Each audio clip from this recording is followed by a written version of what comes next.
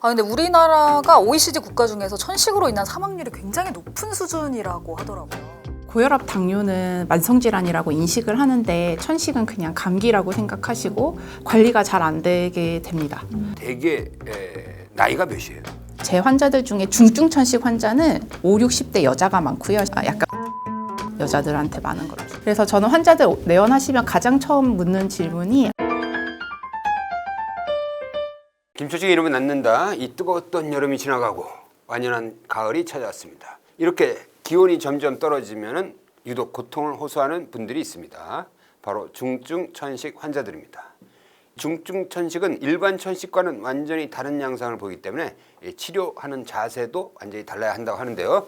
그래서 오늘은 중증 천식에 대해서 알아보도록 하겠습니다. 네, 손경희 경희의료원 호흡기 알레르기 내과 교수님과 함께하겠습니다. 어서 오세요. 안녕하세요. 반갑습니다. 안녕하세요. 보통 천식하면은 뭐 기침 가래 만성적으로 나오고 중증 천식하고 일반적인 천식하고는 그냥 분류 자체를 이렇게 중증을 따로 하나 보죠? 네, 맞습니다.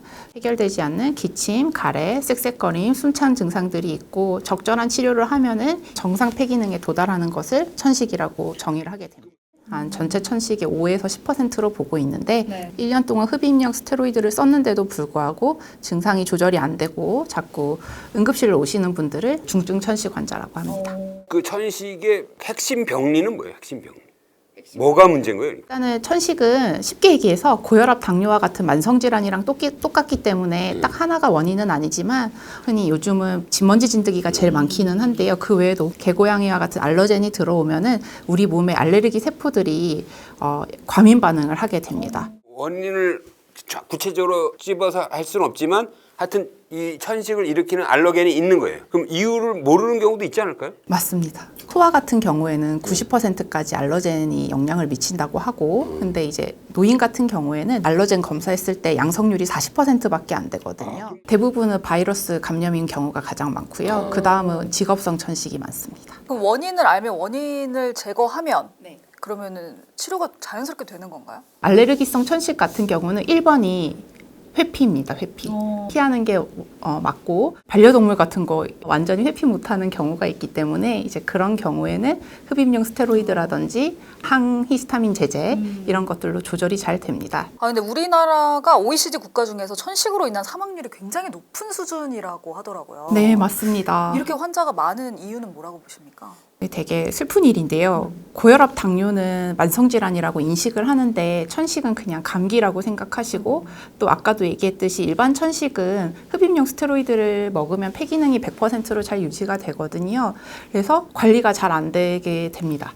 그래서 환자들도 그렇고 의사들도 그렇고 이거를 끌고 가지 않고 감기 걸렸을 때만 흡입용 스테로이드라든지 경구 스테로이드제를 쓰면서 되어 있고요. 그래서 우리나라가 OECD 천식으로 인한 사망률은 항상 2위, 1, 2위를 다투고 있습니다. 근데 이게 시작부터 중증 천식으로 시작하는 거예요? 아니면은 쭉 가벼운 천식을 앓다가 중증으로 넘어가는 거예요? 천식 환자들이 처음 진단을 받았을 때 1년을 지켜보자고 말씀을 드리거든요. 그래서 1년 동안 흡입용 스테로이드를 12개를 다 잘 쓰고 있고 환자들이 약도 꼬박꼬박 먹는데도 불구하고 폐기능이 자꾸 떨어진다거나 응급실에 오게 된다거나 아니면 고용량 흡입용 스테로이드를 줄이지를 못하는 경우 전체 천식의 한 5에서 10% 환자들을 저희가 한 1년 정도 관찰한 다음에 중증 천식 환자로 분류하게 됩니다.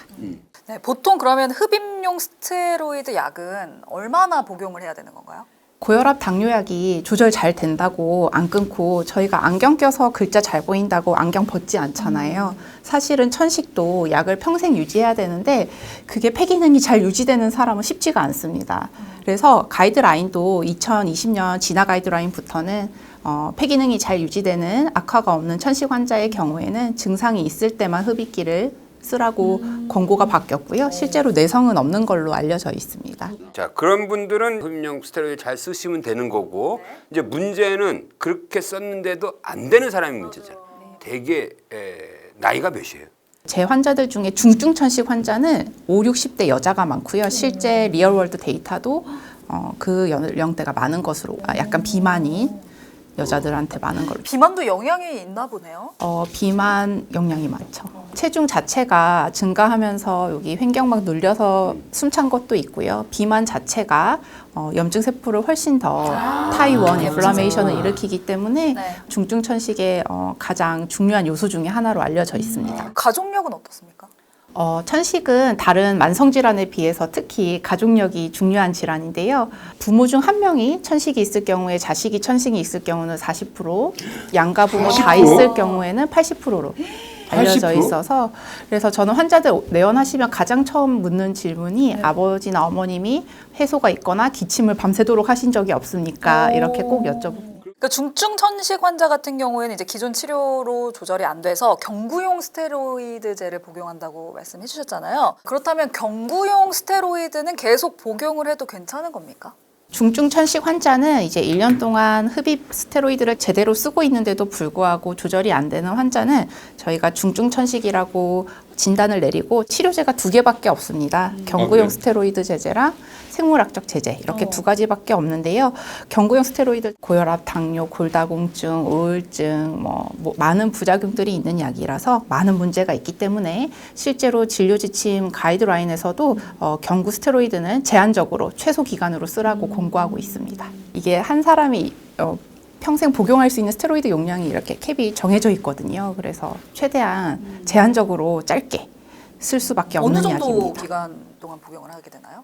천식 악화의 경우에는 일단 최소 일주일이라고 되어 있고요. 근데 이제 2주 이상 장기 복용할 경우에는 아까 말씀드렸던 부작용들이 생길 수밖에 없고 중증 천식 환자분들은 대부분 이걸 간헐적으로 악화 때만 드시는 게 아니라 1년 내내 6개월 이상 드시는 분들이 대부분 많습니다. 그러면 생물학적 제재는 뭐예요?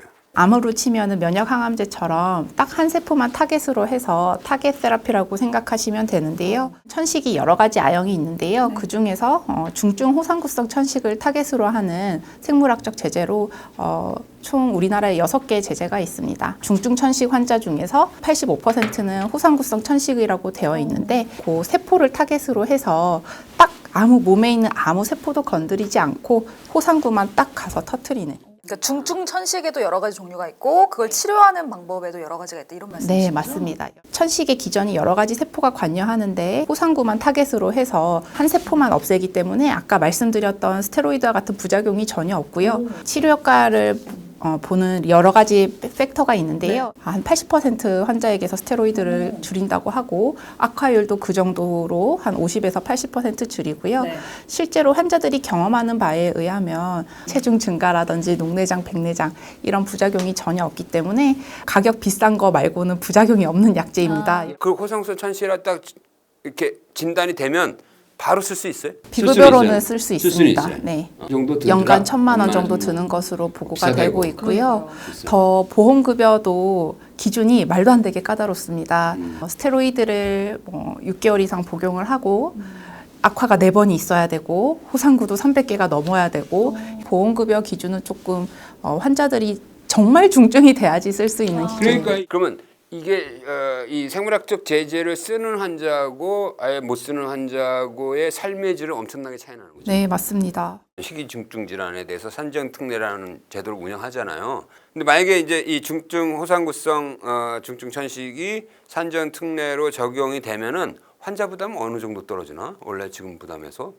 지금은 환자 본인 부담률 상급 종합병원일 경우 60%인데요. 중증 천식이 산정 특례화 된다면 환자 본인 부담률이 10%로 현재 내고 있는 비용이 한 10만 원 정도만 내실 수가 있어서 훨씬 더 접근성이 높아질 것으로 기대를 하고 있습니다. 지금 급여로 처방받고 있는 중증 천식 환자가 약 8,000명에서 10,000명 정도밖에 안 되는 희귀 질환이기 때문에 산정 특례는 반드시 필요한 게 아닐까 생각하고 있습니다.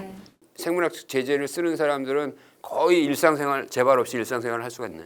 제 환자 중에 특히 기억에 남는 환자분이 있는데요. 50대 남자분이었고 사회적으로 활발히 활동하고 있던 분이었는데 1년 내내 병원에 입원해 있었거든요.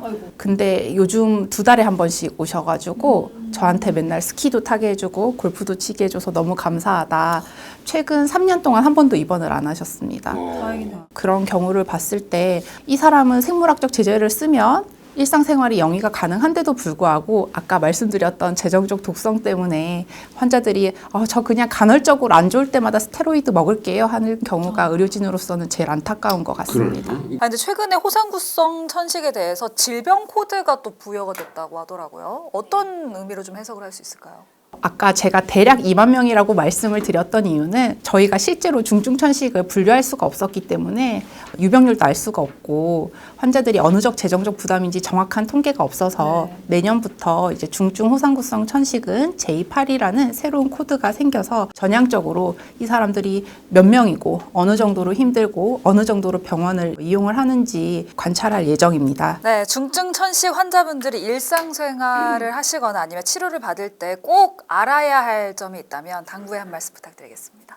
저희 중증천식 환자들이 숨이 차서 일상생활에 지장을 받는데 또 재정적 어려움으로 이제 2번 어려움을 겪게 됩니다. 대부분 이제 일상을 영위하는데 많이 힘드신데요. 생물학적 제재를 조금 더 접근성이 쉽도록 학회와 정부 모두 노력해야 되는 게 아닌가, 그게 저희의 책임이 아닌가 이렇게 생각을 합니다. 네, 오늘은 천식에 대해서 이야기 나눠봤는데요. 좋아요와 구독 버튼도 꼭 눌러주시길 부탁드리겠습니다.